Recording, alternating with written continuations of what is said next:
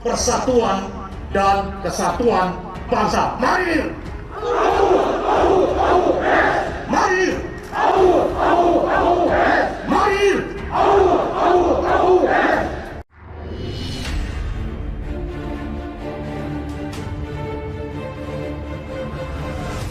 Seperti kisah yang diceritakan oleh Letkol Infantri Faisal Izzuddin Karimi.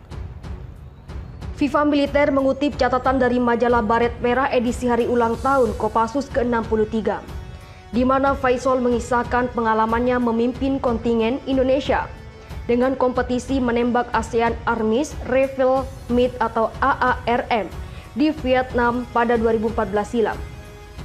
Dalam beritanya sebelumnya, FIFA Militer mengungkapkan bahwa Indonesia adalah negara dengan jumlah gelar juara AARM terbanyak. Sepanjang 29 tahun gelaran itu berlangsung, kontingen Indonesia yang diisi oleh prajurit terbaik TNI Angkatan Darat berhasil menyabet 13 gelar juara. Berangkat dengan kesiapan tinggi, prajurit Kopassus di bawah pimpinan Faisal jelas membuat gentar lawan-lawannya. Ternyata Vietnam yang menjadi tuan rumah mencoba menggoda para anggota Kopassus agar fokusnya dalam pertandingan pecah. Jelang pertandingan esok hari, para anggota militer Vietnam mengajak para prajurit Kopassus meminum arak khas negara komunis itu. Pihak militer Vietnam berdalih minuman yang mengandung alkohol itu untuk menghangatkan badan dan mengusir hawa dingin. Akan tetapi tawaran itu ditolak mantan oleh para anggota Kopassus.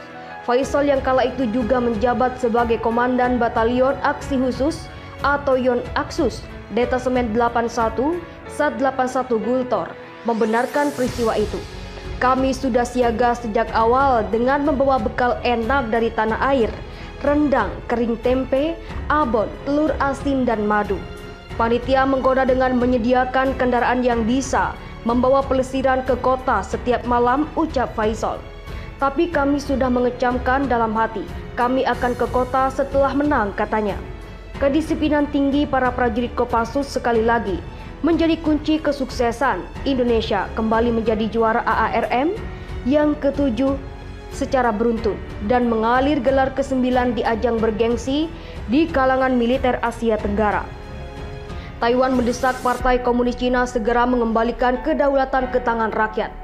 Pernyataan keras itu dilontarkan jelang peringatan tragedi pembantaian demonstran pro-demokrasi oleh tentara Cina 32 tahun lalu di lapangan Tiananmen, Beijing. Taiwan yang diperintahkan secara demokratis tetapi diklaim oleh Cina sebagai bagiannya dalam sebuah pernyataan pada malam peringatan Tiananmen mengatakan bahwa Beijing menghindari meminta maaf atas apa yang telah terjadi atau merundungi kesalahannya. Kami menyatakan penyesalan dan menyerukan kepada pihak lain untuk menerapkan reformasi politik yang berpusat pada rakyat, berhenti menekan tuntutan demokrasi rakyat, dan mengembalikan kekuasaan kepada rakyat sesegera mungkin, kata pemerintah Taiwan, menyebut Partai Komunis Cina yang berkuasa sebagai kediktatoran satu partai.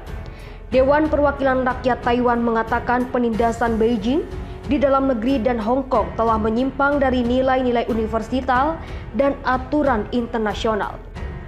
Mereka tidak hanya memperdalam kontradiksi sosial yang mendalam di masyarakat mereka sendiri, meningkatkan kesulitan reformasi sistemik, tetapi juga menciptakan resiko konflik yang mempengaruhi keamanan dan stabilitas regional, kata Dewan Taiwan itu. Namun kantor Cina untuk urusan Taiwan tidak segera menanggapi permintaan komentar. Taiwan cenderung menggunakan peringatan peristiwa lapangan Tiananmen untuk mengkritik Cina dan menyerukan kepada Cina untuk menghadapi apa yang telah dilakukannya. Sikap Taiwan itu berulang kali membuat Beijing kesal.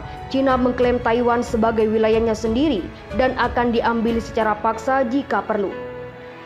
Hari Jumat 4 Juni menandai 32 tahun sejak peristiwa Tiananmen 1989, di mana pasukan Cina melepaskan tembakan untuk mengakhiri kerusuhan yang dipimpin mahasiswa di dalam dan sekitar alun-alun.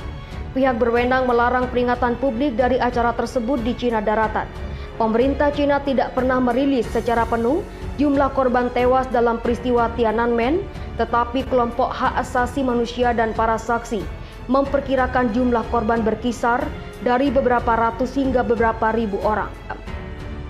Dalam beritanya sebelumnya, FIFA Militer mengungkapkan bahwa Indonesia adalah negara dengan jumlah gelar juara AARM terbanyak. Sepanjang 29 tahun gelaran itu berlangsung, kontingen Indonesia yang diisi oleh prajurit terbaik TNI Angkatan Darat berhasil menyabet 13 gelar juara. Berangkat dengan kesiapan tinggi, prajurit Kopassus di bawah pimpinan Faisal jelas membuat gentar lawan-lawannya. Ternyata Vietnam yang menjadi tuan rumah mencoba menggoda para anggota Kopassus agar fokusnya dalam pertandingan pecah. Jelang pertandingan esok hari, para anggota militer Vietnam mengajak para prajurit Kopassus meminum arak khas negara komunis itu. Pihak militer Vietnam berdalih minuman yang mengandung alkohol itu untuk menghangatkan badan dan mengusir hawa dingin. Akan tetapi tawaran itu ditolak mantan oleh para anggota Kopassus. Faisal yang kala itu juga menjabat sebagai Komandan Batalion Aksi Khusus atau Yon Aksus Detasemen 81 Sat 81 Gultor membenarkan peristiwa itu. Kami sudah siaga sejak awal dengan membawa bekal enak dari tanah air, rendang, kering tempe, abon, telur asin dan madu.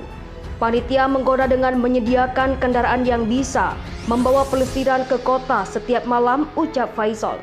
Tapi kami sudah mengecamkan dalam hati, kami akan ke kota setelah menang, katanya.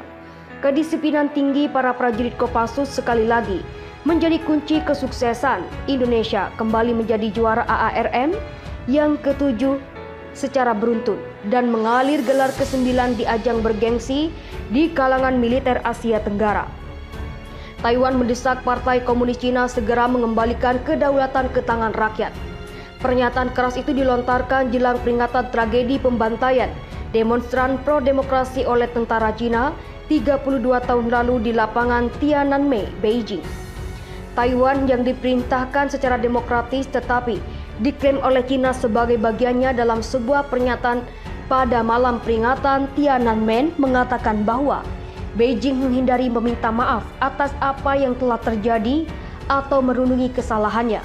Kami menyatakan penyesalan dan menyerukan kepada pihak lain untuk menerapkan reformasi politik yang berpusat pada rakyat, berhenti menekan tuntutan demokrasi rakyat, dan mengembalikan kekuasaan kepada rakyat sesegera mungkin, kata pemerintah Taiwan, menyebut Partai Komunis Cina yang berkuasa sebagai kediktatoran satu partai.